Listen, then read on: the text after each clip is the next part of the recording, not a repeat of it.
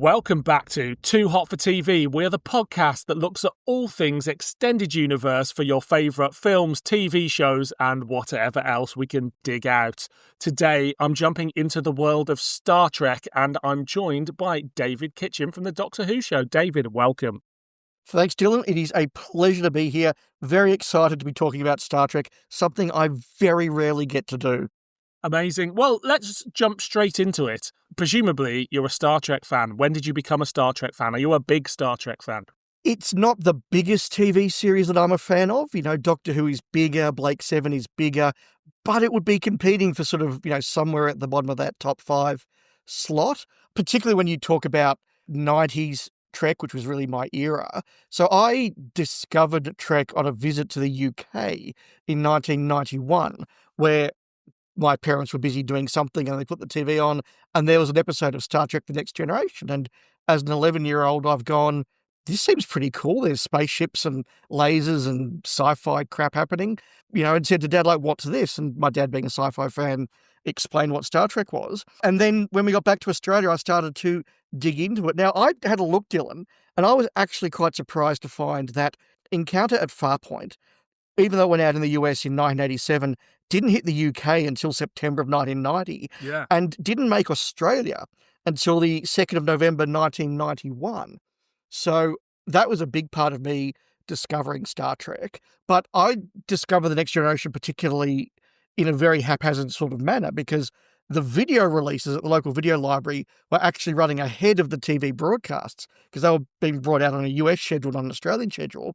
And then I had friends at the Doctor Who Club who were importing from mates multi-generation NTSC to PAL conversion bootleg copies of the later Next Gen. So I might watch a season 1 episode on the TV, then a season 2 episode from the video store, and then somebody's lent me a season 4 or season 5 episode to watch. And even at the age of 11, I remember watching stuff like Unification and comparing it to what I was seeing on the TV and going, this is almost a different show. I get that this gets a lot better. So from there, I borrowed some classic episodes on tape, and then the local department store started just randomly selling one episode of the original series per tape in a cardboard cover for $7. So that's about £3 your money. And so I just started buying these classics that they were releasing. And so I saw maybe a dozen original series. Right. And then I worked my way through The Next Generation in a sort of haphazard order. And then Deep Space Nine came along, and that was the one I was able to reasonably watch in a proper order over 7 years. And so, I became a fan, and as part of that, I definitely got into the books, which is something we're going to discuss. But yeah, I have seen all of the original series at least once. I've seen all of Next Generation at least twice. My favourite episodes, dozens and dozens of times. I've worked my way through Deep Space Nine a couple of times. Again, my favourite episodes, dozens and dozens of times. I've cherry-picked episodes of Voyager to watch. I've seen all of Enterprise once, and I've seen bits and bobs of the modern stuff. Right. Okay, cool. Yeah, my Star Trek fandom, such as it is, I think if you asked a normal person, even if you asked my partner or any of my friends, they would say Dylan's a Star Trek fan. If you asked a Star Trek fan whether I was a Star Trek fan, they would call me a filthy casual. Because I have seen bits of Star Trek. I own all the movies on Blu-ray. I own the original series on Blu-ray, and I think I've probably seen all of the original series, just not in order. Again, I was of that age where in the UK, TNG was on a Tuesday night or something in the UK, and I would tune in and I would tape episodes, and I certainly didn't watch the full run, but there was a few years where I tuned in every week. That same with DS9, same with Voyager. I don't think I've ever seen Enterprise. Of the newer stuff, I've not seen Discovery, and as we record this, the 3rd season of Strange New Worlds is probably 6 months old, and I've seen half of that. So I'm committed enough to try and catch up with that, and every now and then I'll put on an old episode or jump into a random episode of DS9, Voyager, TNG, anything like that. But I couldn't claim to know it inside out. Can I ask, when you were watching those first broadcasts of TNG and DS9, was that a prime time, relatively big thing in the UK, or was it very niche? It was a tea time slot on BBC Two, which is the secondary, slightly more, well, at the time, the secondary, more slightly niche channel for the BBC. So I still think there would have been 3 or 4 million people tuning in to watching it, but we are in the days where, you know, big drama's got 12, 13, 14, 15 million viewers. So I'd say relatively niche, but there was this thing in the UK where cable and Sky Television didn't roll out sort of to everybody for maybe another 6 or 7 years. It felt like after that it was available, but the rich kids had it. So we were stuck with the sort of 4 or 5 terrestrial channels, and they tended to like only show things once. But BBC Two, 6 o'clock in the week, a couple of days a week, was the cult TV slot. So there'd be something new, which would inevitably be a episode of Star Trek, but then it would be reruns of The Avengers, reruns of Randall and Hopkirk Deceased, things like that. So like that is before UK Gold, which was the channel that used to run all these things again and again and again. That was where you went to if you were, I don't know, 12 years old, 10 years old in the 90s and loved science fiction. 6 o'clock on a weekday is a couple of times a week, and Star Trek would inevitably be involved in that. It's really interesting because it wasn't the case here. The Next Gen and all the Treks went out on a commercial network, so they weren't on the ABC. And Channel 9 did start broadcasting them in prime time.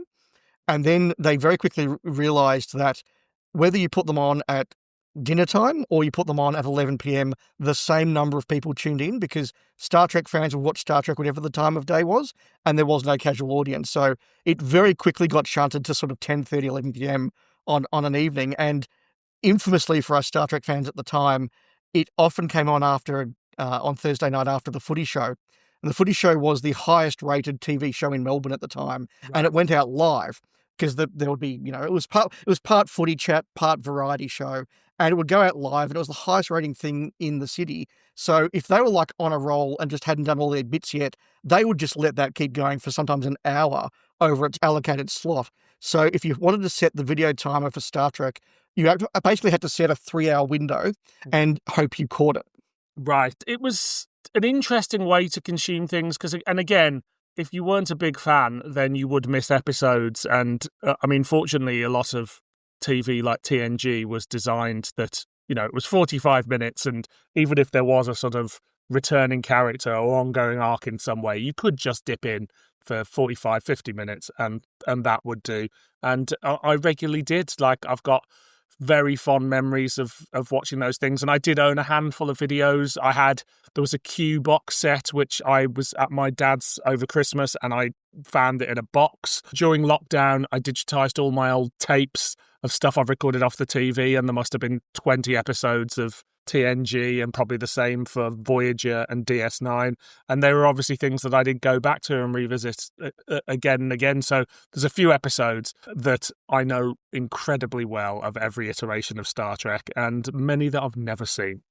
Yeah, whereas I was by that stage starting to get the TV companions and the episode guides, the behind-the-scenes books, and that sort of thing. So I knew what episodes were coming up, and I did try and make sure I did tape them if I didn't see them. Yeah. And so what about your relationship with the extended universe of Star Trek? So books, comics, anything like that? The books were a very, very big part of my Star Trek fandom, particularly back in the 90s. I had come to the show first and foremost as a Doctor Who fan, and in 1991 Doctor Who had started doing the Virgin New Adventures, then later the Virgin Missing Adventures, which were a very big part of my growing up as a teenager, and suddenly discovering that this thing you liked on TV could have original stories that also came out in book form was really, really cool. And suddenly in the corner of the shop, there was this display cabinet, those cardboard sort of 1 meter high display cabinets too strong a word, of Star Trek books. And it's like, hang on, there are original Star Trek books as well.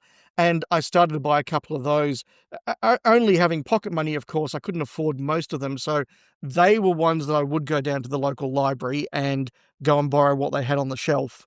And then in the backer it said, the next book is this story about this. You go, oh, that sounds pretty cool.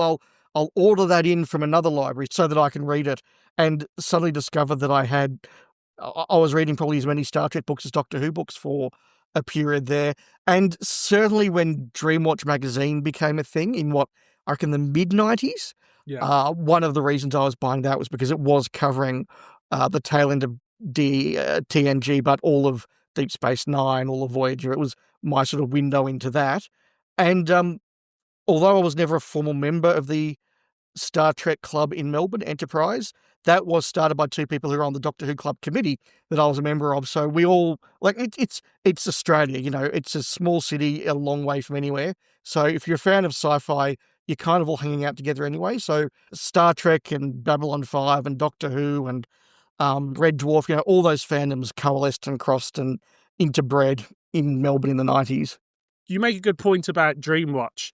Magazines like Dreamwatch and SFX were very much like, even when I stopped watching these iterations of Star Trek and other shows, I felt like I was up to date with what was going on, because those magazines were constantly, they had a spoiler zone. So if you were particularly interested, like, in watching them, you could catch up with what was going on, and then maybe you jump in.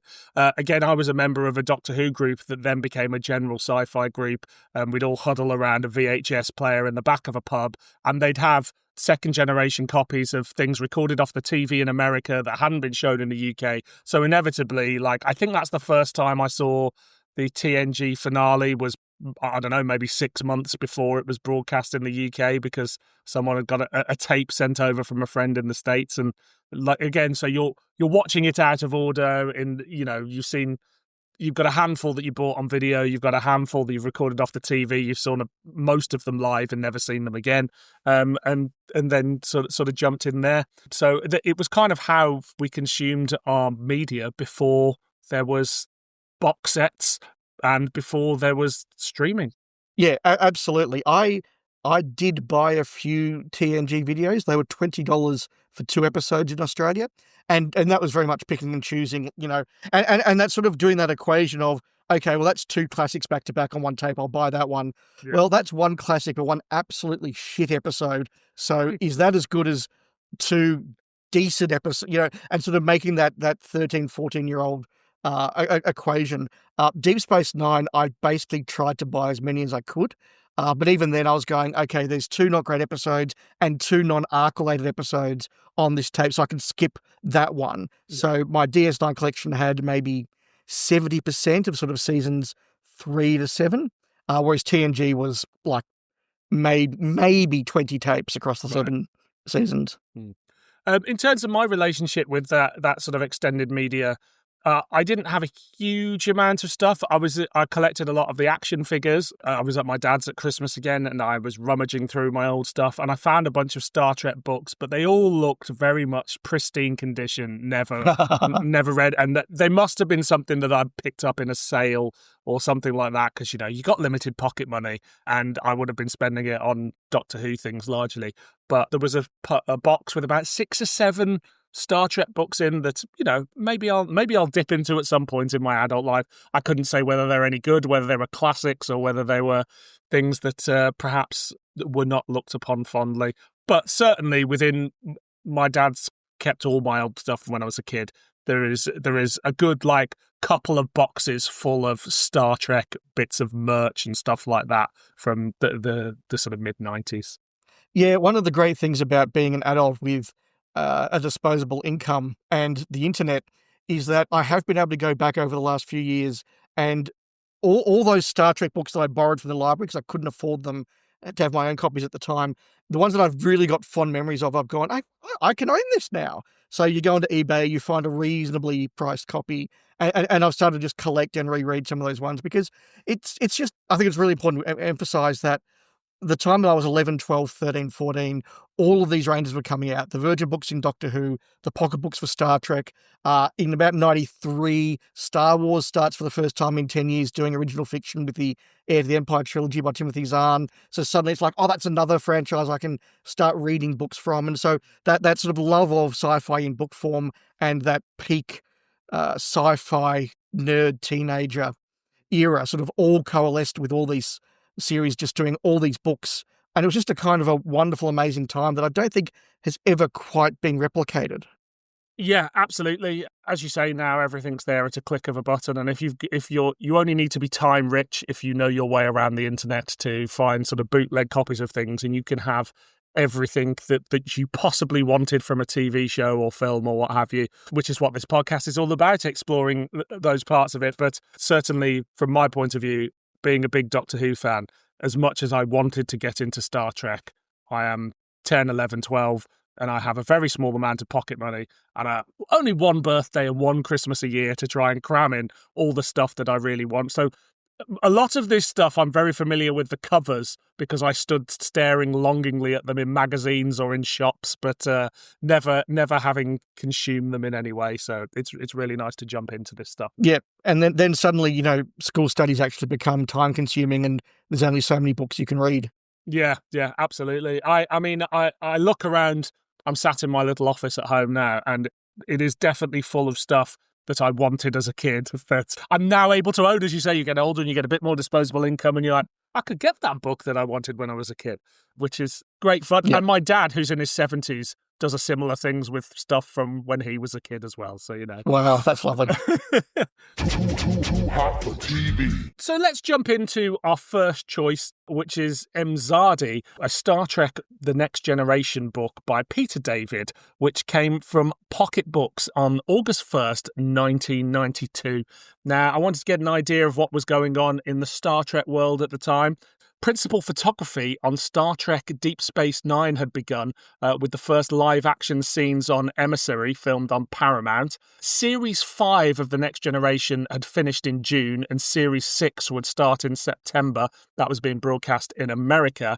And Undiscovered Country was rolled out over Europe with its cinema release, because we're in the days where there was no sort of simultaneous or a couple of days apart release across the world. They'd be rolling out a film over the entire world for what could be a year, 18 months, but it was a much more protracted. Oh, very, very aware, because Australia was usually at the very tail end of that. Yeah, I've got no idea where the UK came in that. Too hot for TV. 73-year-old Admiral William Riker, embittered by decades of regret over Deanna Troy's death, is summoned to Beta Z as Luxana Troy lies dying. Sorting through her belongings reawakens memories of Riker and Deanna's first meeting years earlier, when a brief posting to Beta Z led to a slow-burn romance marked by emotional growth, mutual change, and deepening love. The bond was solidified during a traumatic Cinderine raid in which Deanna was kidnapped and rescued, culminating in their acknowledgement as Imzadi. Yet interference from Luxana and a moment of weakness shattered their relationship, and they went their separate ways until fate reunited them aboard the Enterprise D. In the present, Commodore Data reveals that Deanna's death was a temporal focal point, prompting Riker to uncover evidence that she was murdered by a future poison. Realizing history was altered, Riker travels back through the Guardian of Forever to the time of the Sidorine Peace Conference and saves Deanna, only to discover that a future Sidorine agent sought her death to prevent her exposing their deception. After a confrontation involving a rogue future Data, Deanna reveals the Sidorine's true intentions and the timeline is restored. As the Guardian declares balance returned, Riker comes home to find an uncertain future, comforted by the voice of his Imzadi alive once more. Too hot for TV. Why did you pick this book?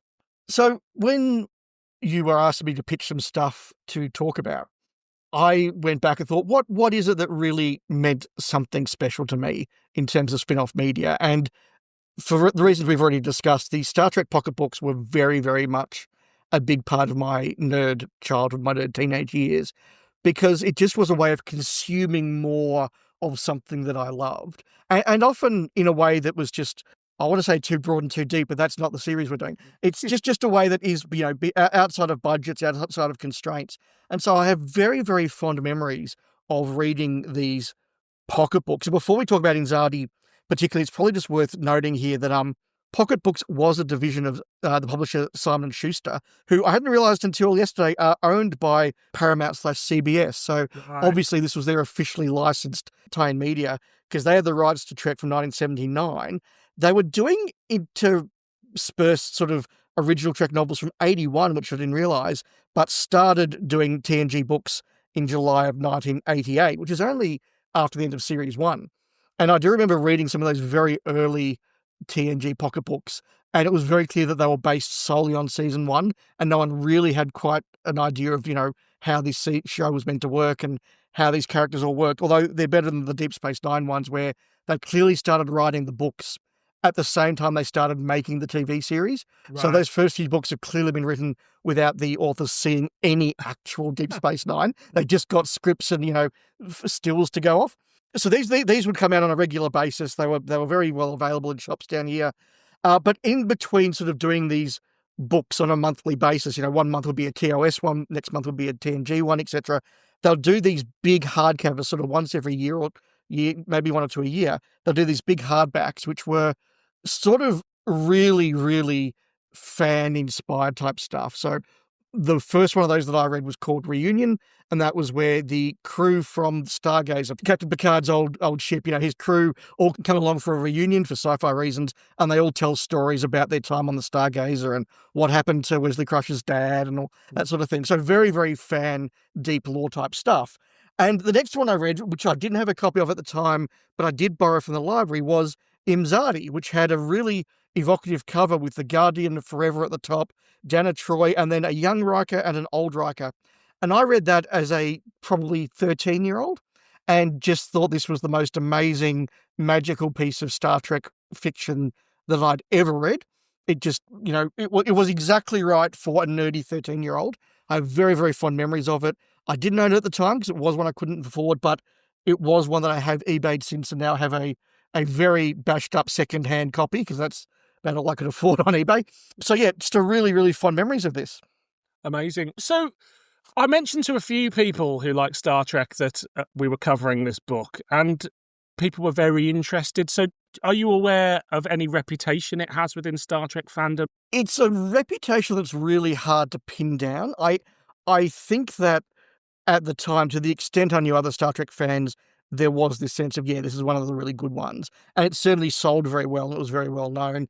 I can certainly say that it sold well enough that they pushed Peter David to do the sequel, Triangle Imzadi 2, which I believe Peter David, when he was asked to write it, said, look, I'll write a book, I'll call it Triangle, and it can be a sequel, but I don't want it to be advertised as Imzadi 2. And they said, oh, look, we have to put it in there. He said, okay, look, call it Triangle, small font, Imzadi 2. But if you look up here, it is Imzadi 2 Triangle. So they were very, very keen, the publishers, to get a sequel to that. So obviously it sold very, very well. And I think it was very well regarded. I think it has probably aged badly. And I think that fans would probably be a lot cagey about saying that they like it now as adults because some of the content is of its time, if not a little bit outdated of its time. And that's something I'm sure we'll discuss. So I don't know if its reputation is going to be good, bad, or just cautiously mixed. Oh, interesting. Well, it was a New York Times bestseller, so whether people loved it or loathed it, they clearly bought it in their droves. In that respect, it did really well. No, well, Imzadi 2 has got a sticker on the front that says, the long-awaited sequel to the New York Times bestseller Imzadi. So they obviously thought they could make some money there. How does it handle the lore? Because we've got, flashbacks to the TNG pilot. We've got the Guardian of Forever, which is obviously from an original series episode. So does it feel lore heavy, or does it weave a slightly more accessible story? It's definitely lore heavy. And I think that they've made a calculation that if you're paying money to read a Star Trek book, you have some knowledge. You are at least a viewer of the show and you know who the characters are. But I think that's really interesting, Dylan, because compared to other comparable ranges of the time in the early 90s, you look at the Doctor Who range that's coming out of original stories, and at that point, the Doctor Who TV show has finished. So as long as they pick the story up where the TV show finished, and then after the telemovie comes out and they lose the rights, as long as they put the story away in a way that dovetails into the telemovie, that they've got a very clear start and a finish they just have to work within. Red Dwarf was being written by the authors of the TV show, and they just did whatever they liked with continuity.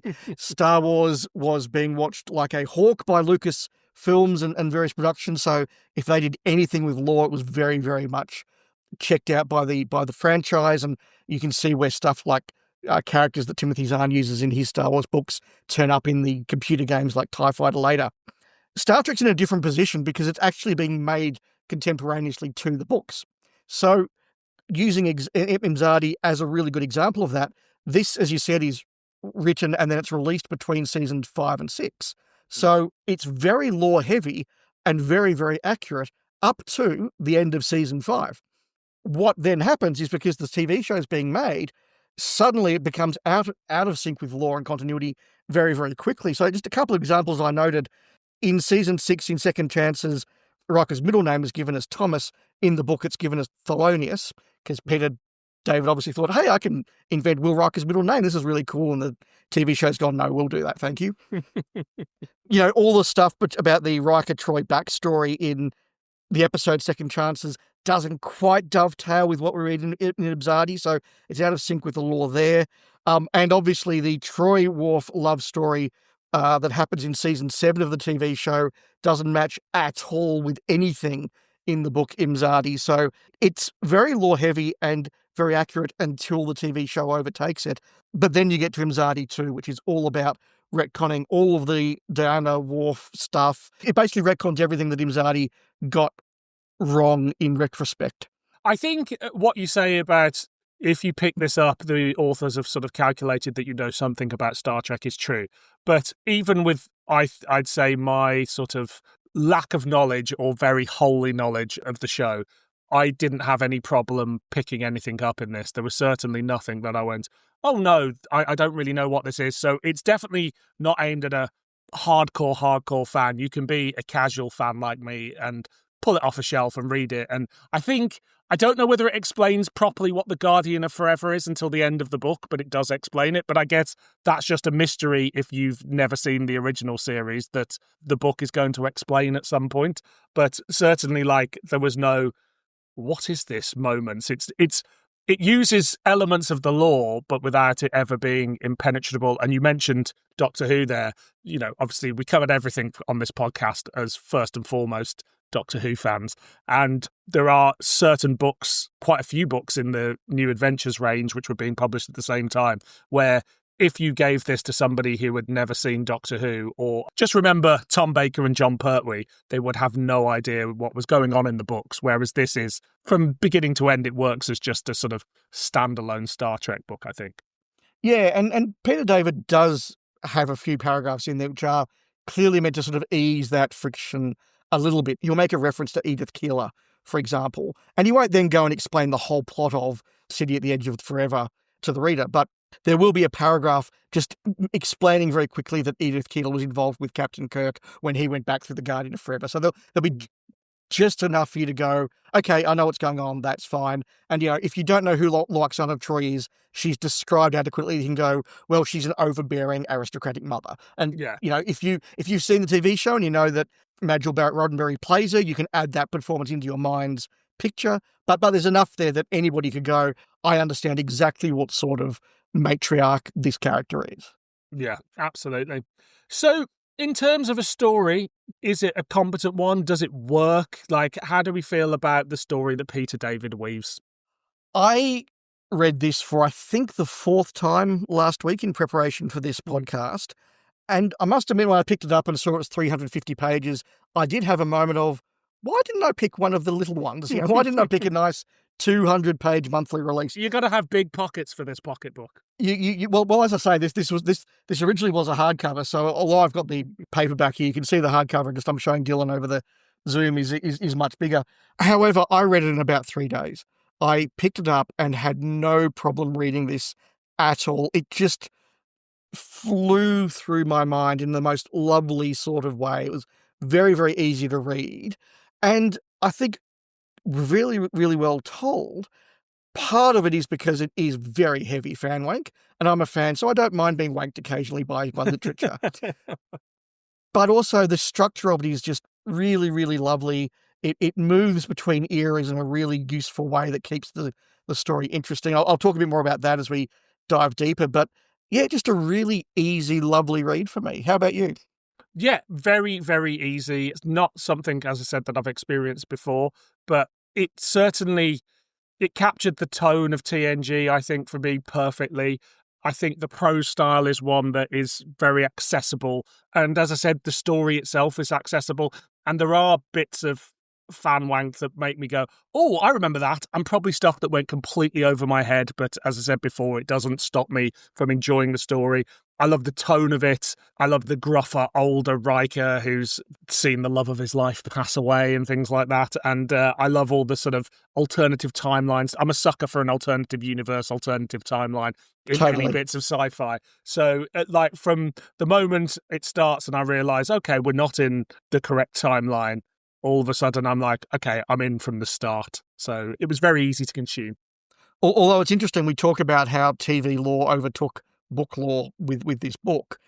When I first saw All Good Things, when I actually bought a videotape of that for the UK so I could see it well before it showed in Australia. When we got bitter, old and crusty Admiral Riker and no Deanna Troi around, there was a part of me that went, are they homaging Imzadi here? Like, is this an Imzadi sort of alternate timeline? So I thought that actually was quite cool, and I'll be stunned if that wasn't a deliberate choice given how big the book was at the time. Interestingly, considering the bits we've mentioned that are very lore heavy and the things that sort of contradict the TV show, I noticed the first thing that the sort of Star Trek wiki article says is this is non-canon. It's a non-canon story, which in the worlds of Doctor Who you don't really get. You're sort of left to your own imagination to sort of go, this fits in there, or maybe that's overwritten by that. But I've noticed this in Star Trek and in Star Wars, that almost the people in control of the brands are very quick to say what is part of the canon and what isn't. Yeah, no, that's absolutely true. And I think partly because nobody could really manage to gel it all together. It's almost impossible. Well, without a lot of effort, it's very, very hard to have an ongoing television series and an ongoing book range and have them all keep up with each other's lore. And when you start to do time travel and alternate timelines, it just becomes even crazier. So yeah, it is very, very different. But there was nothing there that I thought was offensive. Like there was stuff there I've gone, that's going to be, contradicted by season 6 in 6 months' time. Well, that's a shame. But there was nothing there I was going, well, Riker would never do that. Data would never do that. It was all very respected. Yeah. And I suppose when you're dealing with the Guardian of Forever and sort of alternative timelines and stuff, there's all the easy out is actually it's not quite the timeline that we know in the TV series. Well, that's the thing. We start off under the assumption that this is the correct TNG timeline, but in the future, where Deanna Troi is for some reason dead. Data is now a Commodore flying around on the Enterprise F. Riker is an admiral at a sort of a middle of fucking nowhere way station somewhere. Wesley crushes the captain of a small ship. All of these things that if you're a Star Trek fan in season 5, season 6, you go, well, this is obviously where they all end up. It all seems very reasonable and very logical, and you just go, yeah, this is the future of our timeline. And it's really not until effectively 2/3 or more through the book where suddenly the rug is pulled and Riker realizes, and therefore the audience realizes, this is actually an alternate timeline that it's even further in the book before they make it explicitly clear this is an incorrect timeline. Yeah. And so how do we feel about the weaving in of the Guardian of Forever? Is it a smart thing to do to sort of bring in that lore and tell a story in that world? Yeah, I thought it was a really good way to do it, because one of the problems with alternate timeline stories is you've got to find something that's going to mess time up. And you can either spend the first third of your story working out the MacGuffin that's going to go and do that. It's the first quarter of Voyage Home where they've got to work out that the whale songs are from, the whales are sending the song and they've got to go back, and how are we going to get back through time? I've got to go around the sun. Let's go do that. Like, you just skip all that by going, well, we have this thing in the Trek universe. It's called the Guardian of Forever. We've seen it used before. So the baddies can use it. The goodies can use it. The other goodies can use it. And it's just done. So you've got about 15 pages of reintroducing the Guardian of Forever at the start, and then done, ready, boom, we're into the story. Yeah, I really, really enjoyed it. And once you've set that up, you kind of go, well, anything's possible within this story. And also it can all get reset, changed at any point, or you kind of know it's going to get tied up by the end of it.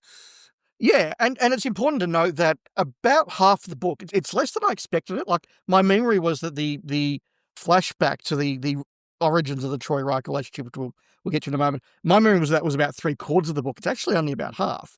But it uses the alternate timeline really, really well because it does let you explore these future characters in this alternate universe. So what Riker is like when he's just old, bitter, and sad. And what Data would be like as a Commodore. And when you get to the point where you've got a moment of genuine tension as Data is very carefully and meticulously deciding the most humane way to execute Deanna Troi without her knowing it, I'm just going, well, that's an amazing concept and really chilling, and you can do it because we're in this alternate timeline back and forth thing. Absolutely. Well, let's jump into sort of the meat and bones of the story is obviously Riker and Troy's relationship, which is something that is in the background and sometimes the forefront of the whole run of TNG. Right from the pilot episode, there's a brief moment where they sort of go, well, where the term Imzadi is used in a telepathic conversation between the two of them, and it's established that they've previously had a relationship. So how does it handle their relationship, and how does that compare to what the TV show does later and at the time? It's interesting because you're right, the Riker-Troy relationship in the TV show does sort of fluctuate depending on the episode. So you get some episodes where it's completely non-existent. You get then other episodes where Deanna Troy's arranged marriage is meant to happen and you introduce Loxana there. You then get nothing for a while. Then you get an episode like Menage a Troy, which, they're basically dating again and very obviously went down to the planet for more than just holding hands. So it's very up and down and uneven in the TV series. And then you get the whole Worf thing, which is just weird and nuts and whatever. So I think the book does that really, really well because it sets up what Riker's like in the future without Troy.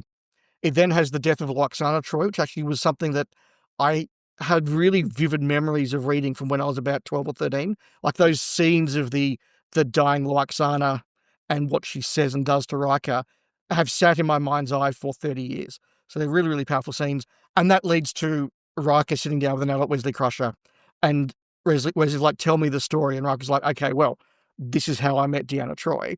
Including a rather off little moment where Wesley admits that he and his teenage friends used to have some pretty inappropriate thoughts about Deanna Troi. That was a really weird and unnecessary moment. He's like, my friends and I, we all like Riker's like, yeah, me too. So, yeah, that was really weird. Relatable for some of the audience, though, I imagine, at the time. Well, and let's pull back to that because this is a bigger conversation about the book.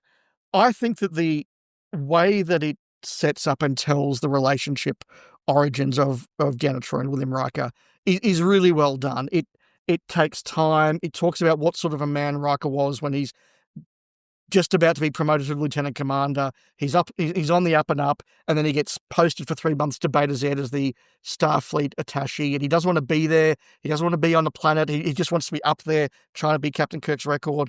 And then he meets this psychology student, Deanna Troi, who's got a very different worldview, whose sort of future is to be the heir of the house of the fifth house of Beta Z and all the rest of it. And the way that the two of them, in classic romance novel type style, the two of their characters are so polar opposite that they teach each other the things they're missing from each other.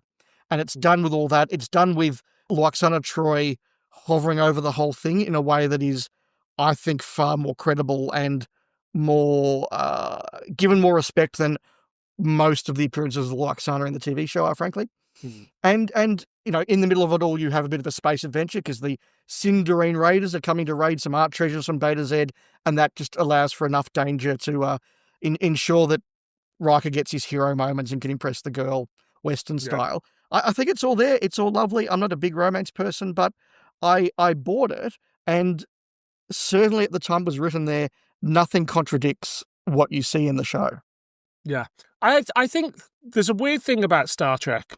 I think that it's a very unsexy show, and I'm not saying sci-fi needs to be sexy. There's a lot of relationships. There's a lot of, especially, Captain Kirk spreading his seed around the galaxy, and it does deal with relationships and things like that, depending on what week it is. But it's not slick and sexy like other sci-fi would be later, and I think television learns to be sort of in the late 90s and sort of the television we know now. But I'm interested to know what this book sort of says about how sex and relationships are treated in the Star Trek universe. Yeah, I think you're absolutely right. Star Trek is not, particularly in the 90s, it is not a sexy TV show in that, again, you have multiple relationships. People are very clearly hooking up with other people, but in incredibly chaste sort of ways. There's embracing, there's a peck on the lips. Sex is very implied, if it's implied at all. And clearly, when they get to the books, they're not quite bound by we need to be broadcast on US television in prime time, so we can be a little bit more risque with that. And Peter David, particularly in his books, goes a lot further, arguably a little bit too far. Certainly when you've got the point where he's describing in a certain amount of detail, the indentations left in the ground by Deanna Troy's ass post lovemaking, you realise that that's maybe a level of detail we didn't need. Yeah. And I think they are pushing a little bit too far. And it's not unique to Imzadi. One of the other books that Peter David wrote that came out, it was just a pocket book, came out roughly the same time, within a year or so of this, that I did read again as a kid, is called Q-in-Law.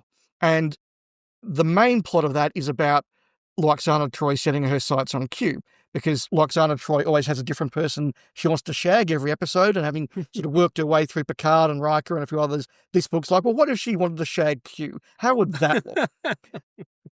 But one of the subplots on that is that Wesley does something that saves the life of some delegate, so in acknowledgement of his good deed, they give him a sex slave. And like this young girl is basically there, and Wesley's like, well, that's not appropriate, but he's a teenager, so he's also like, yeah, but hang on, she's up for it. So, like it's kind of all about that, which again, as a 13-year-old, you go, that's a really interesting moral quandary. What would I do if I had a sex slave girl? And as an adult, you go, what the fuck? Yeah. And it's the same with this. Like there's some really good romance in this.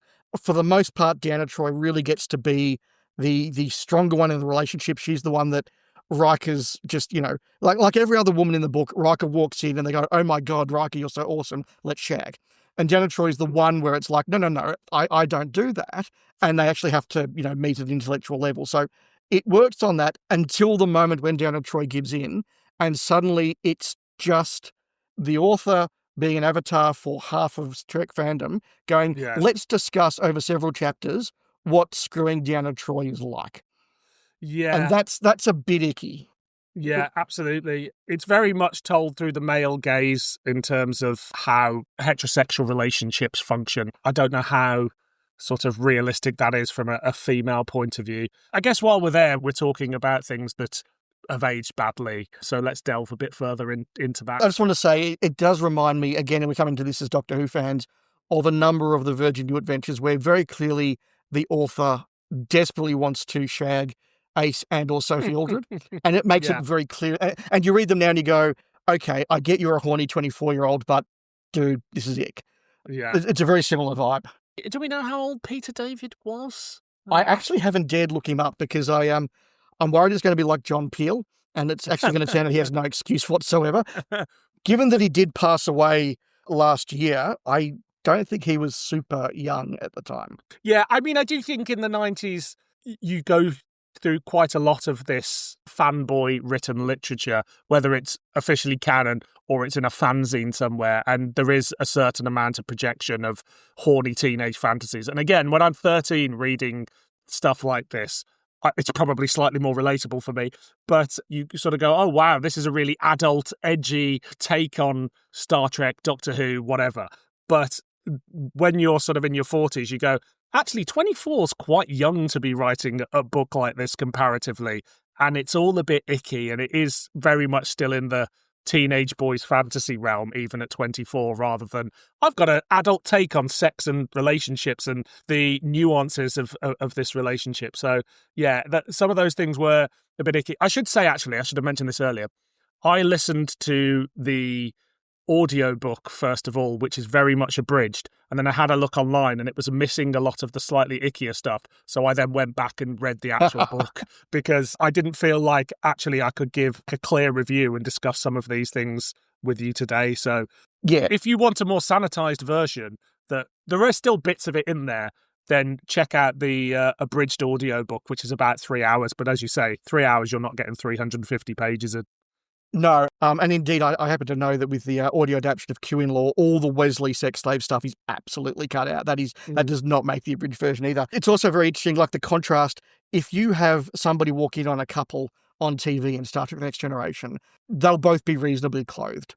Like maybe Riker's got his shirt open, that's like the limit of it, or Picard's in his little sort of, low-cut dressing gown. But that's the most. This book has, I think, at least 3 occasions where somebody walks into somebody's room and there's a couple naked in bed.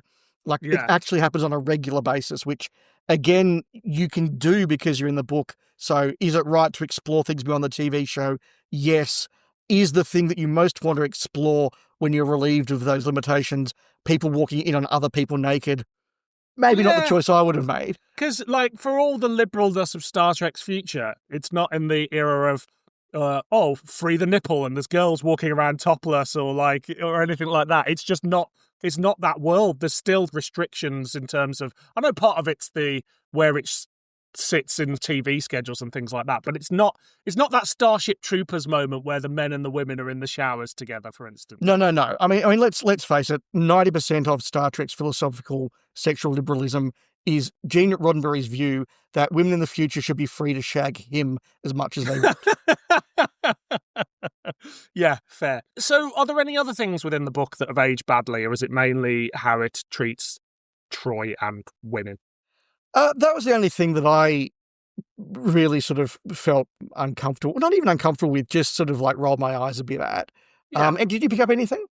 No, not really. I don't think it really detracts too much from the rest of the story, but when you are, as you say, there's sort of 2 or 3 chapters where you kind of walk away and go, that doesn't sit well with me now. Yeah, because there was certainly no sort of escalated violence. People still just get shot and stunned with phasers. When the Slytherin raiding leader, Mara, dies in the mud pit, it's exactly like you would imagine it being done in 1992 Star Trek. It's a very quick effect. It's a blink and he's gone. There's no real sort of gore or anything like that. So that stuff was very much in tune with the show. Riker and Troy are at the centre of it, but how does it handle the rest of the TNG regular characters? Yeah, I thought that this was a bit of a strength of the book because having set up at the start of the book that Troy is dead and Riker is now old and crusty and hates his life, and then explaining how Troy died, so in sort of what we're meant to, I guess, assume is contemporaneous with where the TV show is. So we imagine that's like season 6 of Trek. Then there's a large part of the book which is how Riker and Troy met. And then there's the moment at the end of that where Riker's thinking, wow, I really miss her.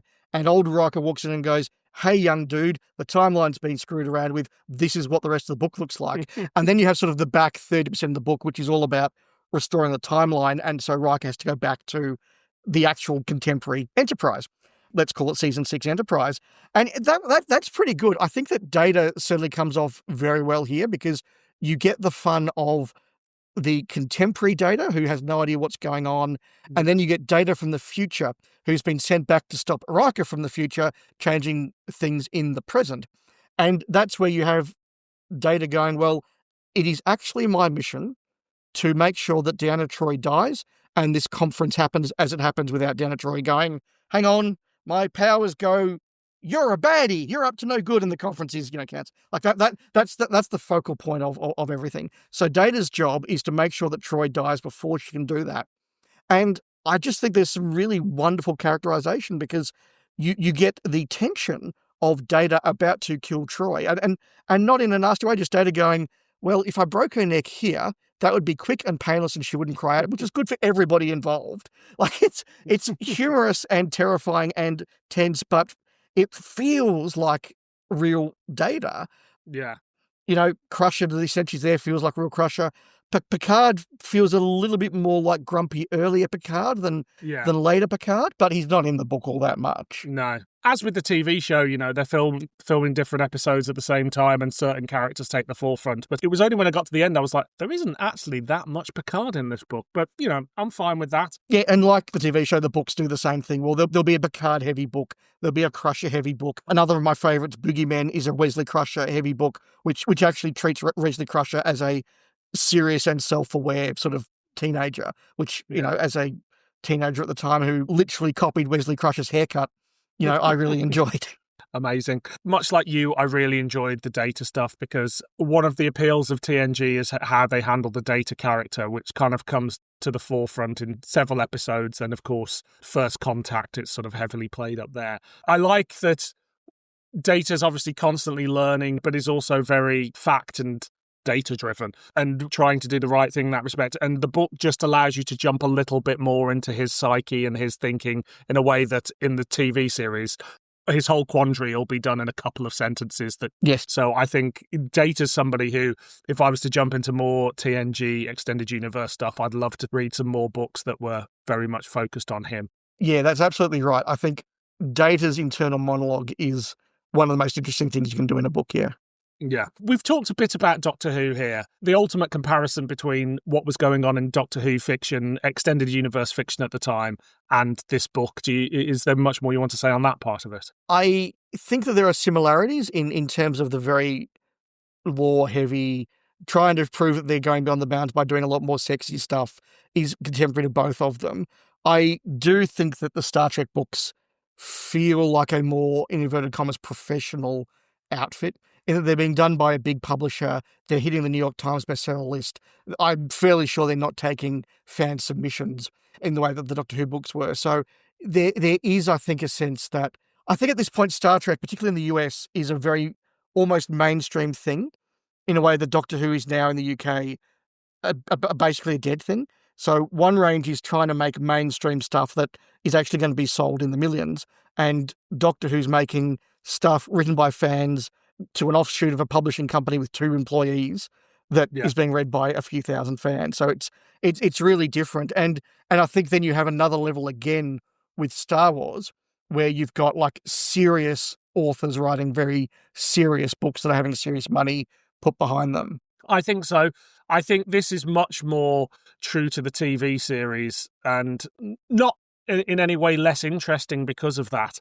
But there's certainly somebody going through any manuscript with a red pen and going, don't do that, you can do that. And even though it does, as we said, get a bit more sexier than the TV series ever would and sort of delve into bits of that, it never strays too far from what you would get in an episode of Star Trek The Next Generation. No, absolutely. I think that provided a few people put on some clothes at a few particular moments, you could basically make this story as a 2-part episode of TNG without any problems whatsoever.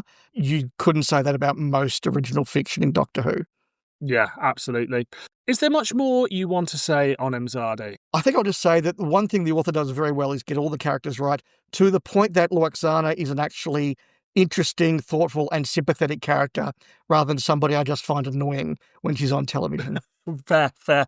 For me, I think it was an interesting dip into TNG and it made me immediately nostalgic for it. And I jumped in and watched a bunch of Star Trek episodes once I'd finished it, which I think is a fairly good indication that it left me wanting more, be it a book or an episode of the actual TV show. No, absolutely. I finished this one and thought I really enjoyed that. I really do feel nostalgic for being 12 or 13 again. And I went to my bookshelf and thought, what's another Trek book that I really enjoyed at that age? I'm going to pull that out and start reading that as well. So I have started on Boogeymen. Amazing. So, is it a clanger, a banger, or an average meander? I would have to call it a near banger. I can't quite give it absolute banger status because there is better out there in the range, but it is enjoyable, it's fun, so a near banger. Yeah, I think I'd go the same. It feels like an episode of TNG, and I think if I'd gone in blind and you'd asked me, oh, is it a novelization or something like that, I think I probably would have gone, yeah, I could absolutely, as you said, see it on TV. So it works really well, but it's not quite at that peak level of the TV show. And I think, as you have said, perhaps there's better books out there, but it was an enjoyable read. And if you're in any way a TNG fan, I'd suggest jumping into the book or the audio adaptation because it was great fun to read and a very easy read. I agree. Make it so. Too hot for TV. The next thing we're going to cover is from Star Trek New Voyages. It was a 2-episode story called Blood and Fire. It was written by David Gerrold and Carlos Pedraza and also directed by David Gerrold. Part 1 came out on December 20th, 2008. And Part 2 came out November 20th, 2009. In 2008, post-production on Star Trek is completed, the J.J. Abrams film. The paperbacks of the IDW series Star Trek Assignment Earth and Star Trek Mirror Image are released, and Sacrifices of War, the third book in the Errand of Fury trilogy, is released. In 2009, Star Trek Music from the Motion Picture is released. There is a ton of DVDs and Blu-rays released, including Star Trek Legends of the Final Frontier, the best of Star Trek the original series, Titan Books released Star Trek The Art of the Film, and Star Trek Vanguard novel Precipice was released.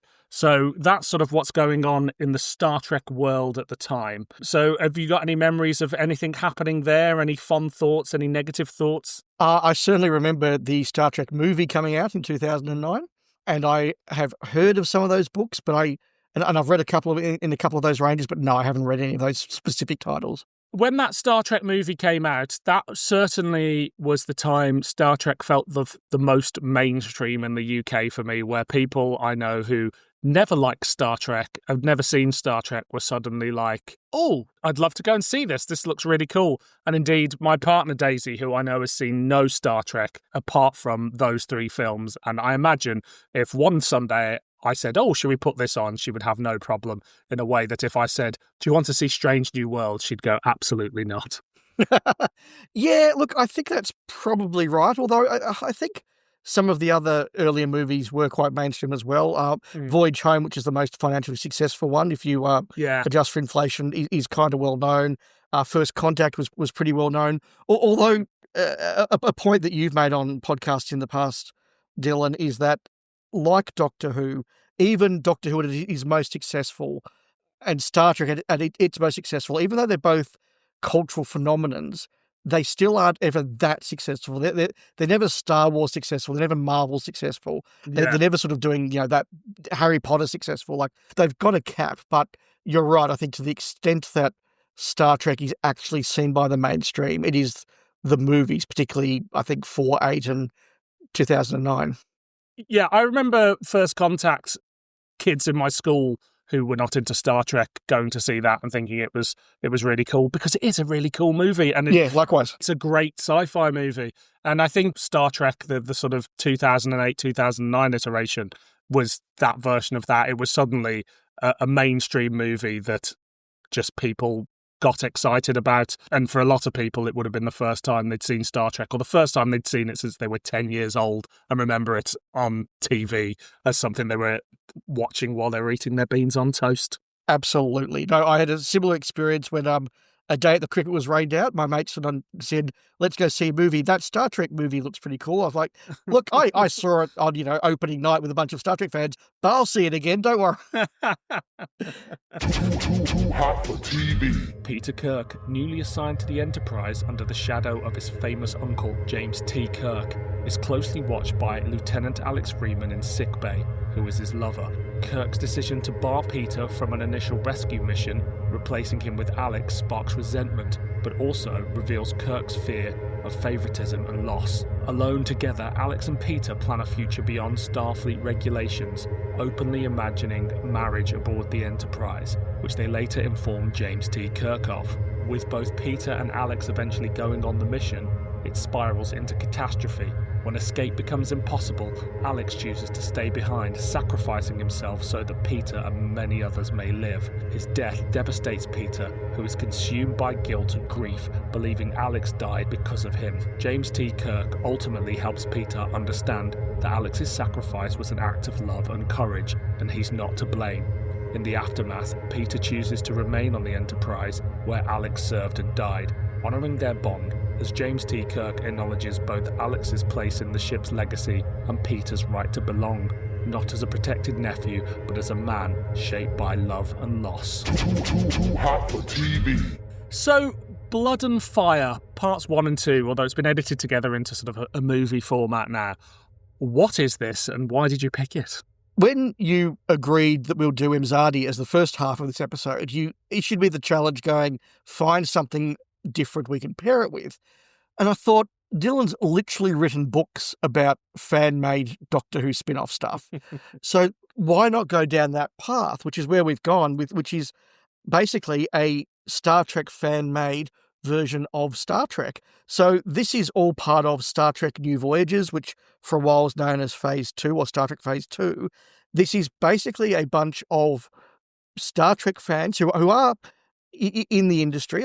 They're very early in their careers, in front of or behind the camera, but they are people with IMDb credits. We'll talk a bit about that shortly, but they have gone, let's just make Star Trek ourselves.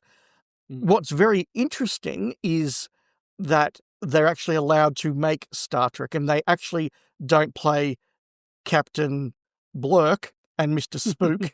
They actually play Kirk and Spock, which, again, something we need to talk about. Why I picked this one was because I thought it would have some really good stuff to talk about, because it did start its life as a script, as a pitch from David Gerrold, whose probably most famous contribution is he wrote The Trouble with Tribbles back in the original series. So very well-known episode, and he has got a cameo in Trials and Tribulations in DS9. But he actually submitted this script as a script to Star Trek The Next Generation in season 1.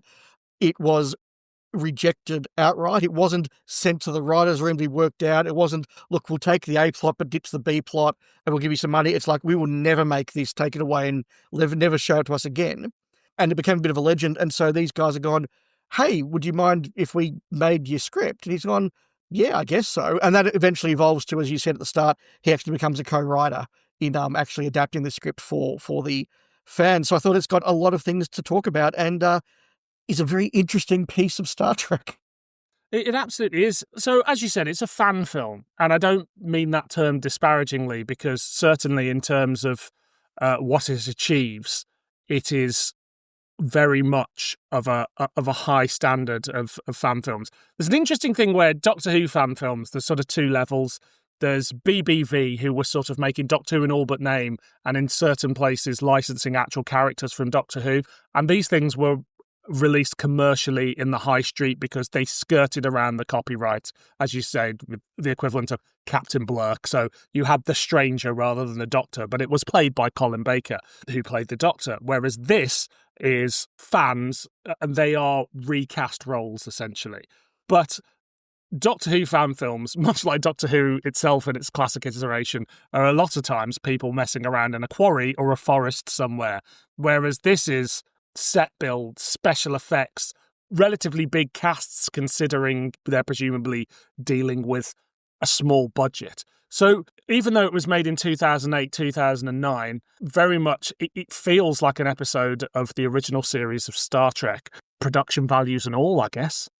Yeah, so the way I first discovered this maybe 5-10 years ago was I was doing some research on something else and discovered David Gerrold's spec script of Blood and Fire and thought, this is really interesting. And I did a bit of a Google search for David Gerrold Blood and Fire, and it came up with a video. And I thought, what the fuck's this?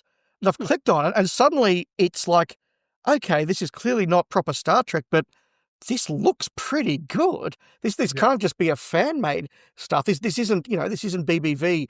It's certainly not one of those old DWAS, homemade fan productions. It's really, really good. So I sort of discovered, then, started to look up what it all was. I think it's useful perhaps just to talk about that official or acceptable levels of official nature of it, because as you said at the time, in Doctor Who, you couldn't do anything like this without licensing the character of the Doctor or getting a license from the BBC. It would just not be acceptable. Whereas Paramount and CBS at the time did say, as long as you don't make any money out of this, you can do whatever you like. And even allowed Walter Koenig, George Takei, Majel Barrett Roddenberry, Grace Lee Whitney all turn up in this thing. So it's fairly seriously done. And I just want to contrast that with what else was going on in terms of copyright enforcement by Paramount and CBS. Because going back to our time in fandom, as we discussed earlier in this episode, Dylan, our countries, particularly Australia, would get TV from the UK and the US sometimes 3 or 4 years after it was initially broadcast. So fan clubs would watch illicit copies of these TV shows. I grew up watching a lot of the McCoy era of Doctor Who on video in a fan club meeting before it was shown on the ABC, sometimes by 18 months, 2 years. And the same happened for Babylon 5. The same happened for Star Trek. Technically, when we were making a profit, the money was just to cover the hire of the hall, although I must admit, when we showed stuff like Babylon 5 or the Doctor Who telly movie, we sold so many tickets, we absolutely were just covering the hire of the hall, and we were absolutely breach of copyright. Now, I'll tell you something that happened in Star Trek fandom in Australia. I'll start by telling you the legend that was conveyed to me at the time, and then what I can absolutely verify. And that is that in the mid-90s, a Star Trek club in Australia was having their usual meeting. The committee stood up and said, welcome, here's a few notices and what's going on. Anyway, great news. We've got a tape of some episode from America. Let's all sit down and watch it. I was like, yeah, awesome. At which point somebody stands up in the back of the hall and says, I'm Mr. Smith from the law firm that represents Paramount in Australia. If you press play on that VCR, we will sue you for copyright infringement. Wow. Now, that's the story that was told me at the time. I haven't in my last few days found anyone who can verify that, but I have found people who can absolutely say that their local club got cease and desist letters from Paramount saying you are not to show fan videos and we are actively watching you. And there was also a period where Paramount decided it would be good if they only had one official fan club for Star Trek that was run by them. And if you wanted to have a local affiliate fan club, then you could pay a license fee to the official club to be an affiliate in, whatever country you are. That obviously didn't go anywhere. But Paramount does go through these sort of up and down phases where one moment they're suing people for showing a tape. One moment they're like saying, no, the only official Star Trek convention will be the one that we run, which is what's been happening sort of in recent times. Yet at this time, briefly, they're saying, yeah, if you want to cast yourself as Captain Kirk and go make a fan video, fill your boots. That eventually does change in 2016, where Paramount changes what they called their fan film guidelines. And they basically said, if you are doing anything related to Star Trek that could in any way impinge upon anything that anybody involved with Star Trek has ever done, then it is verboten. And not just issued those rules, but they actively and very, very aggressively sued another fan film group that was making films and actually took quite a bit of money from them. And not just sort of like, we issued a cease and desist and then took you to court and then we settled. It's like, no, we're going to arbitration. We're not settling. We are going through with this. You are paying costs. And then when there was a minor breach of the settlement, went after them again. So Paramount could be very, very vicious. And that did shut down Star Trek New Voyages. In fact, they were in production for 3 episodes that they just had to pull the pin instantly and say, we're never going to be able to make these. So it's this weird window where Paramount were not being arseholes. Was it something to do with, there was a Star Trek fan film, wasn't there, that basically did a crowdfunder and were asking for quite a lot of money to get the thing funded. And so as a result, they came down on all fan films. I don't know if that was the catalyst or just happening at the same time, but yeah, there have been a number of sort of, variations of this because Star Trek fandom is pretty big. And at this stage, it's just come off a whole bunch of TV series. So we're sort of in the gap between the TV series ending and the new film starting. But again, if you'd said to me they did that in 2009 when the Abrahams film was coming out, you go, okay, well, that makes sense. It's kind of like when the BBC brought Doctor Who back in 96 and said, right, we're pulling in all our licenses. But no, this is happening whilst the JJ movies are happening. So it's weird and bizarre, but it's fantastic that briefly they were letting fans do this. And as you say, really, really well. Yeah. I've seen a handful of fan films I've seen some Doctor Who ones, obviously. I've seen quite a few Terminator ones. And I've seen quite a few Star Trek ones, including Star Trek of Gods and Men, which isn't the same team, but it's a similar sort of ilk and a similar sort of standard. And then there's a couple where, I don't know whether it's this run or a different run, but Doctor Who stars like Nicola Bryant and Colin Baker show up in sort of little cameos, if I'm remembering correctly.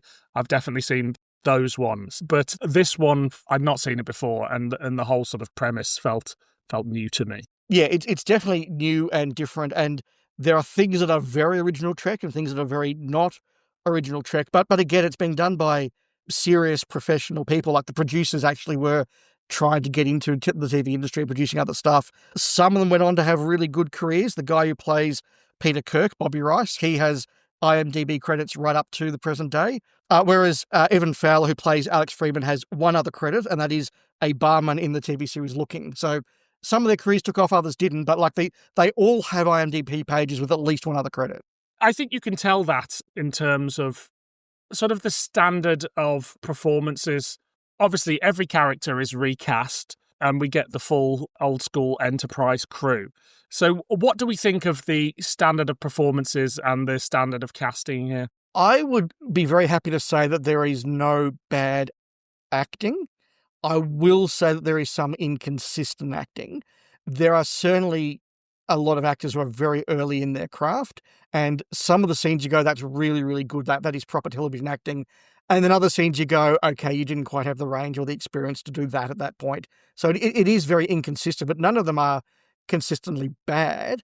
I think that what is perhaps difficult is some of them are very clearly trying to recreate the character that they've been cast as if they are in the original series. So the guy who plays Chekhov has decided that he's absolutely going to play not so much Chekhov, but Walter Koenig playing Chekhov.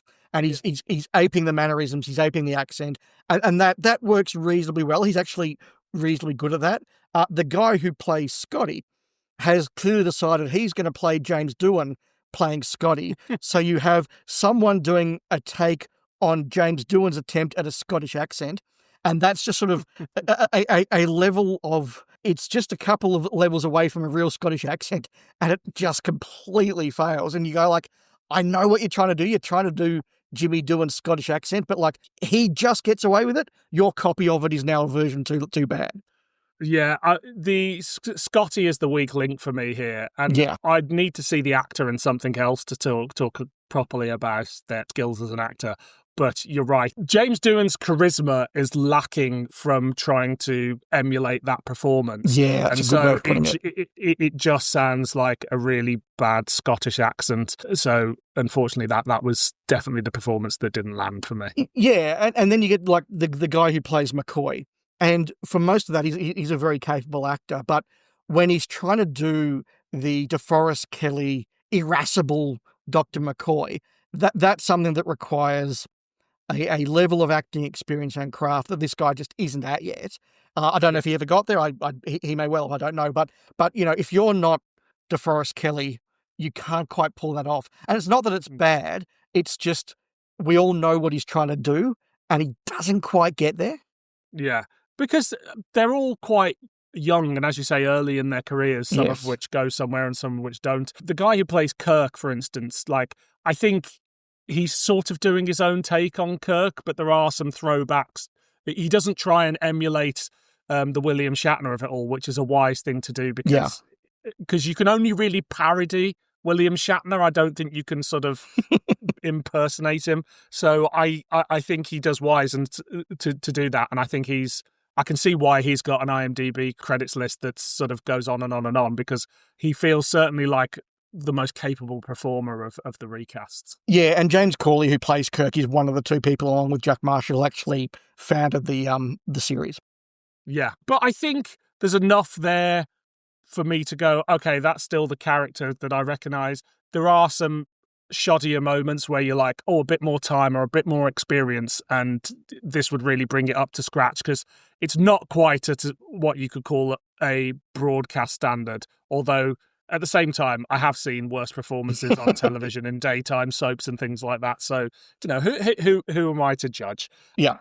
But I'm assuming here we're watching people learning their craft rather than people at the top of their game, you know? Yeah, absolutely. And as I say, there was no one I looked at across the whole thing and said, you are a bad actor. There were people I said, you are an imperfect actor, an inconsistent actor.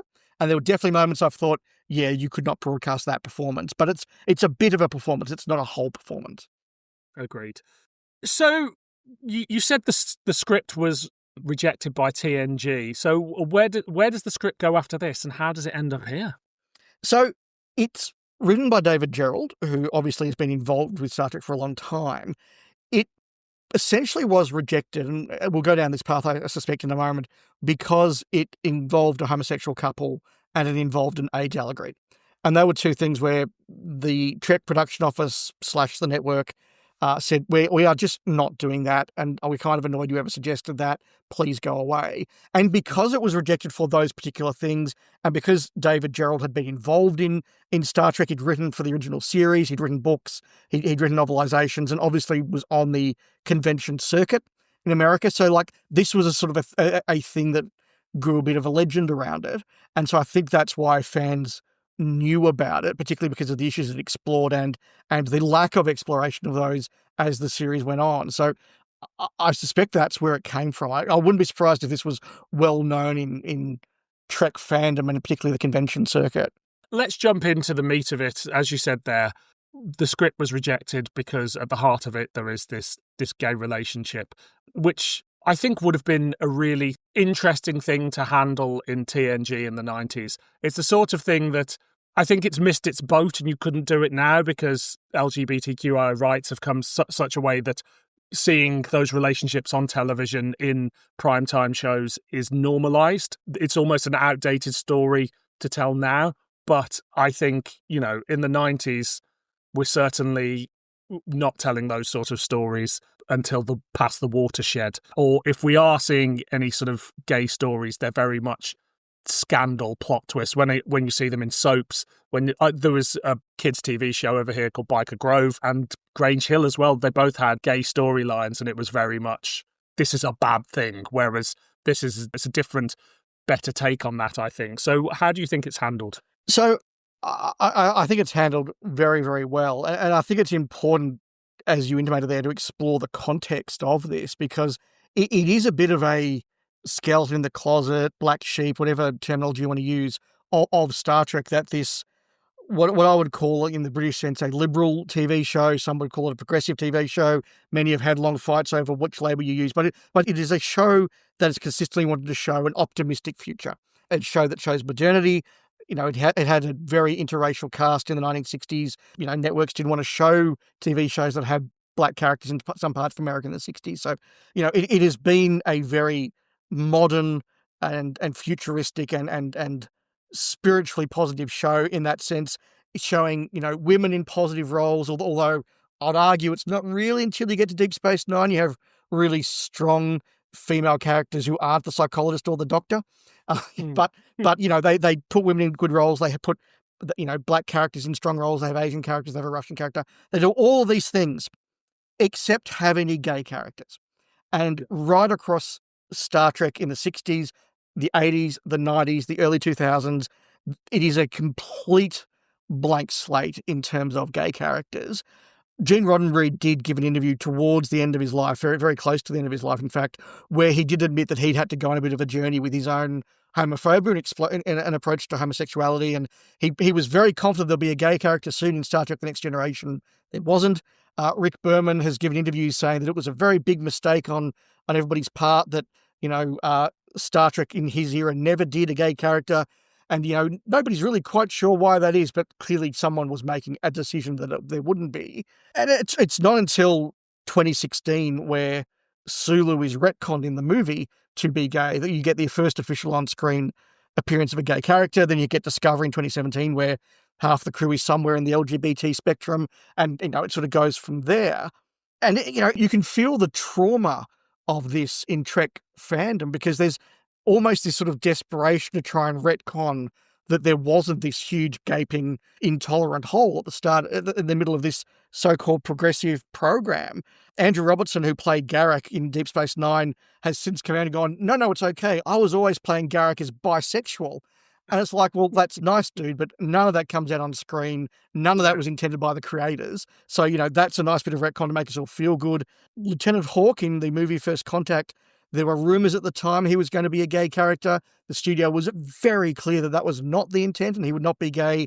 He's been retconned in the spin-off media as being gay, but again, that's something they've invented after the fact. I read somewhere that Simon Tarsus turned out to be gay, but I can't find anything to back that up at all. So there's this sort of this desperate, oh, no, we weren't we weren't homophobic on Star Trek in the 90s. There were gay characters. You just had to look really closely, which is complete and utter bollocks. It's just fans wanted to go, our progressive show was not at fault here, to the point that they wouldn't put gay characters in the TV show. And in fact, Whoopi Goldberg actually had a fight on set once where she had to give the line, well, when a man and a woman fall in love. And she said, I will not say that. I will only say when two people fall in love. And just to get that change in dialogue was still a fight on the set. So it is a big thing. TNG did do the episode The Outcast, which it's very well-meaning, but terrible. And then the Enterprise did do a episode called Stigma, which was an HIV allegory, which again is very well-meaning, but just one of the clunkiest scripts you'll ever read in Star Trek. So that's a very long ranty way of saying Star Trek had missed a fleet of boats on the LGBT issue at its time. So you then get this fan-made thing, which does it almost perfectly, because you get the character of Peter Kirk. He's introduced. He's what you'd expect of Captain Kirk's nephew, and Peter Kirk is an actual character from an episode of TOS. He's from Operation Annihilate, although he's about 10 in that episode. So Peter Kirk's introduced. You then have where Peter Kirk's being treated after this Klingon attack in sickbay by one of the doctors, and McCoy's like, just because he's Captain Kirk's nephew, don't give him extra attention. Stop mollycoddling him. Go deal with this people. And you're thinking, okay, this is going to be a story about nepotism and how you deal with being the nephew of a famous captain and all that sort of thing. And then Peter Kirk's having this rant. He goes back to his quarters, and the doctor comes in after him, and they start embracing on the bed in a way that makes it very clear that they are lovers. And suddenly you're like, oh, he wasn't treating him special because he was Captain Kirk's nephew. He's treating him special because he's his boyfriend.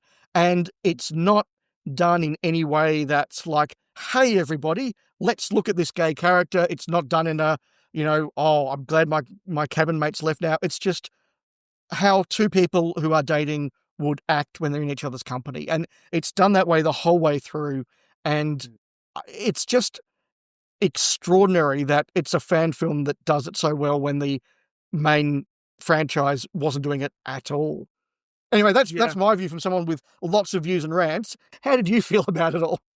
As you say, it's lovely to see that relationship just be another relationship, and it would have been great you would have never got it in the original series, just society wasn't there. The 90s is that sort of turning point, and I think by DS9, I don't see a reason why there couldn't have been something there, even if it was just two extras in the background having a kiss or something in a bar or something, but it just wasn't to be. DS9 does have the famous woman-on-woman primetime kiss, but, it's done for space reasons, not for anything else. And also, like, women kissing in the 90s was very much, it always felt like they were doing it for the men rather than doing it for the LGBTQI audience. Totally.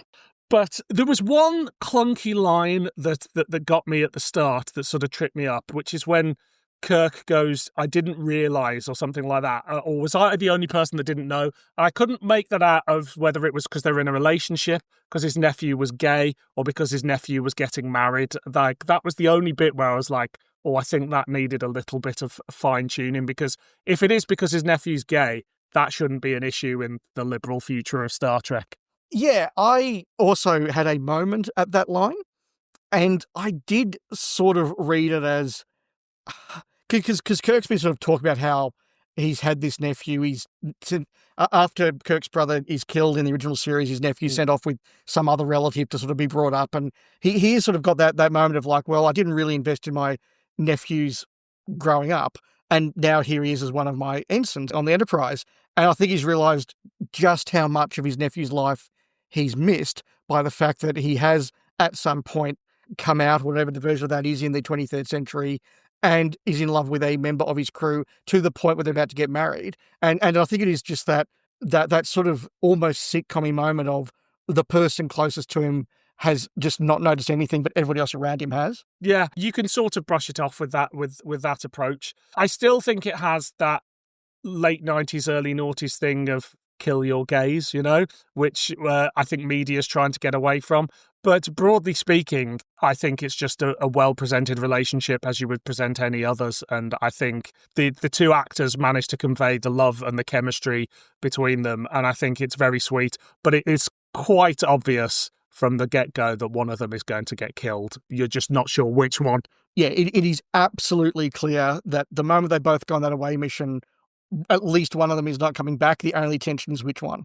But I think when you have non-regular characters or guest characters and couples in Star Trek and there's an away mission, that's always the case regardless of the sexuality of the people within the relationship. Yeah, we know that they don't have plot armor.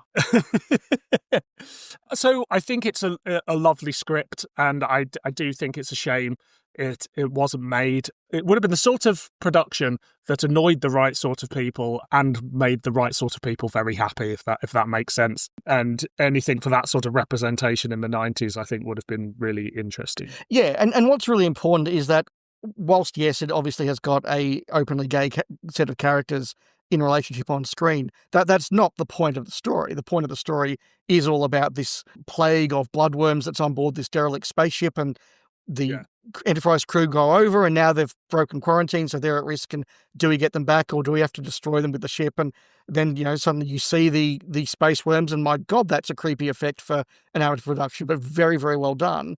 And I thought part one was really, really good. I thought that was a really good 40-something minutes. It flowed by really well. It had good pacing.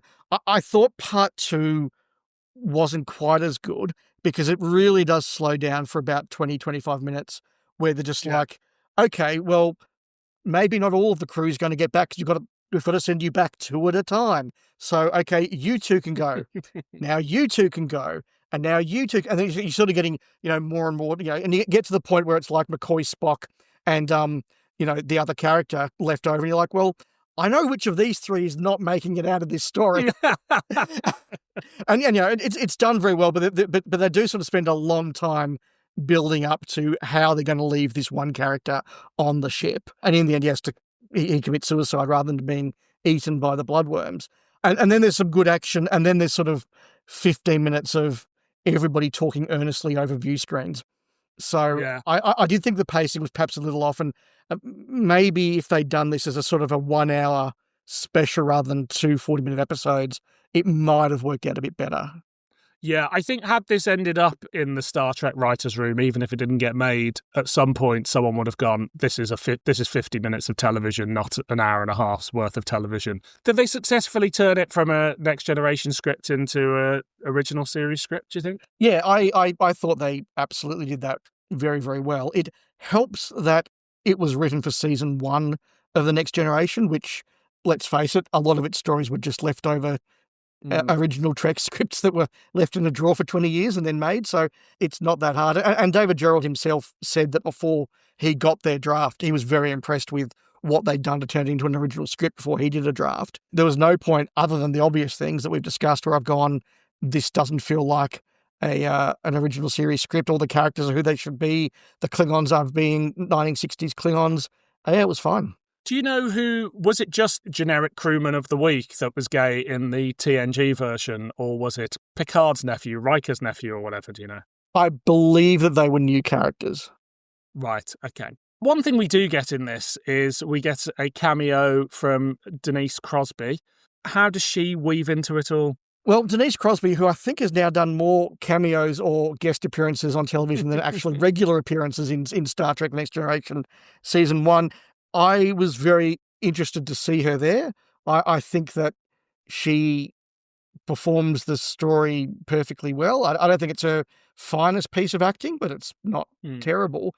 I was a little bit disappointed, though, that at the end they had to sort of do the whole, oh, and by the way, I've got a daughter, her name's Yar. And it's sort of like, I didn't need you to be, a couple of generations removed of Tasha Yar. Can't you just turn up and play a character? I thought that was a bit fan-wanky. Yeah, I mean, she shows up and plays a character. I don't think it's her best performance. No. It's very much a, who can we get to fill this role? There's no reason why it needs to be her. But also, if you're a Star Trek fan and an actual Star Trek star says, yeah, I'll be in it, why wouldn't you put them in it? No, absolutely, absolutely. Question for you, Dylan. As well as having a gay relationship, this was meant to be an HIV/AIDS allegory. If you didn't know that going in, would you have spotted that? No, absolutely not. I think the allegory may have been lost in the adaptation or lost in the sort of fleshing out of the script, but I didn't really really get it. It just doesn't quite jump out to me. What about No, I was the same. The fact that the infection is really, really bad and scary, okay, but so are lots of things. I mean, COVID Yeah. was pretty bad and scary. The fact that it involves blood, okay, but yes, so does a lot of other things.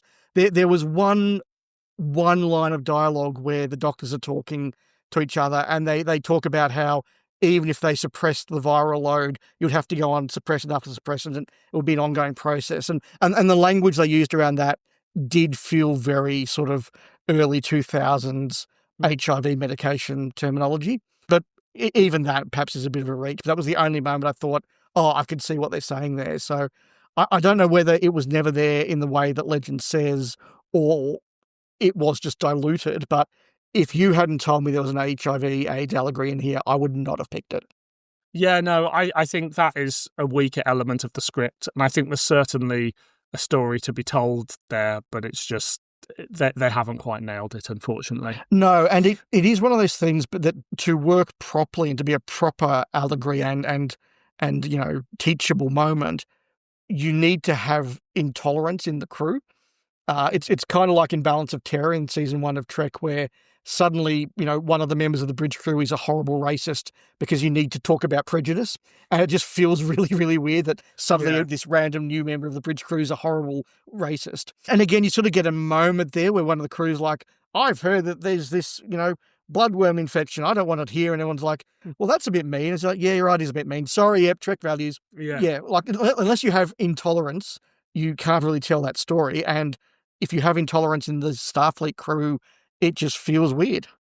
Yeah, I never quite got how heavy the threat of the bloodworms were, because sure, like there's the thing where you see the actual sort of big ones and they eat people alive and stuff like that. That felt like a threat, but actually having the virus didn't quite feel like any more threatening, as you say, than any other virus that you could catch, be it a space one or a real one. Yeah, no, I think that's absolutely right. The other thing that really didn't quite gel with sort of Trek lore is where it's revealed that the people doing the secret research are from Section 31. And given that wasn't a thing in original Trek, it wasn't a thing in The Next Generation, it wasn't really a thing until the last couple of seasons of Deep Space Nine. And even then, Sisko is like, I've never heard of these guys. I've done some investigation. No one denies they exist. But but in this, which is meant to be set in original Trek, he goes, I'm from Section 31. And everyone's like, oh my God, Section 31. And that was just, it was a nice reference. And I love Section 31. I think it's a great concept in Deep Space Nine. But that felt like a bunch of fans making a fan film going, let's put in this really cool reference because we're fans. Yeah. We can't resist it as fans. It's just one of those things. Do you think it should have been made? Yeah, absolutely.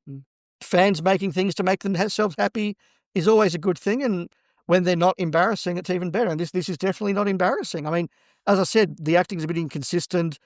Some of the CGI is great, but some of it's a bit patchy. Kirk's chair wobbles even more than it did in the original series. But I had no problems watching this as a piece of drama, as a piece of television.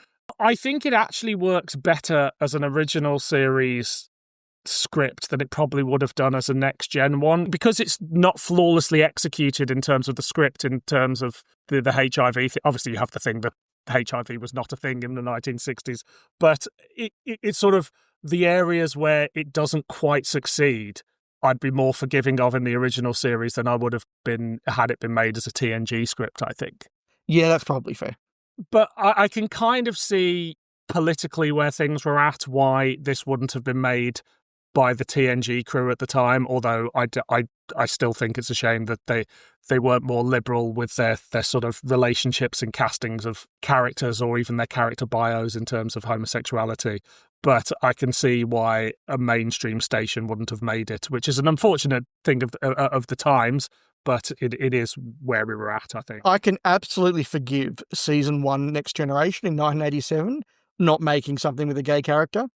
For them to hit in the mid-90s and still be like, no, we're not even going to try and do this. You know, the franchise that fought hard to have one of the first interracial kisses on television, not even wanting to just consider how we might do this, I think is a shame.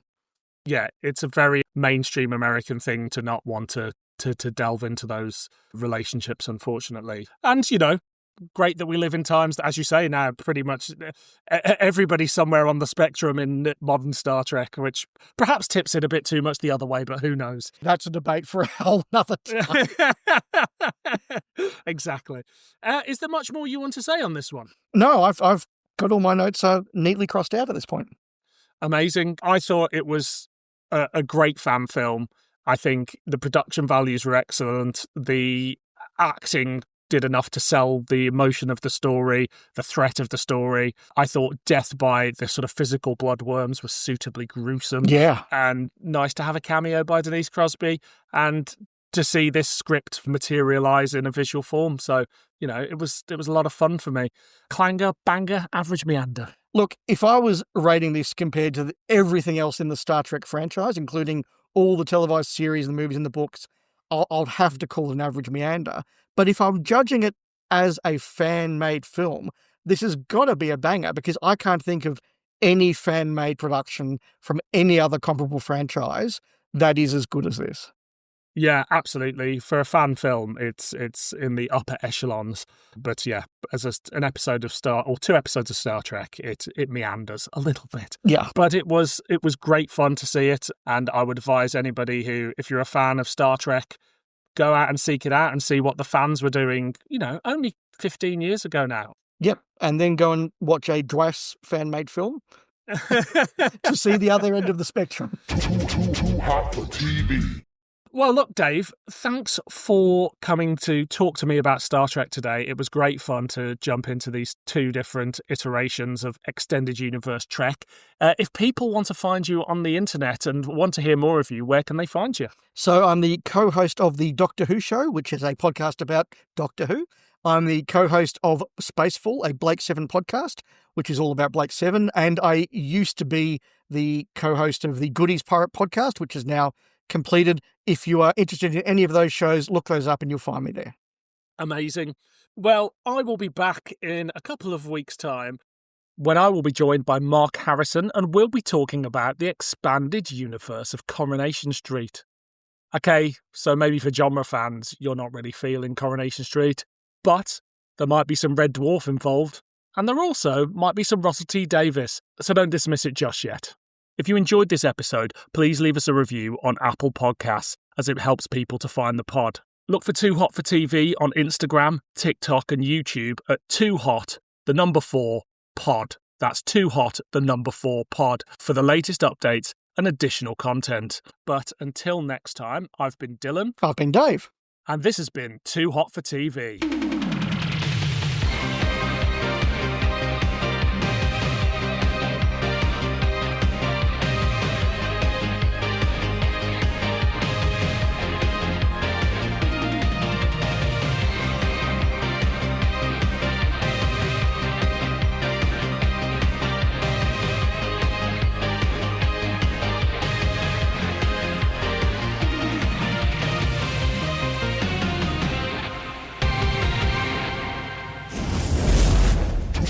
Too hot for TV.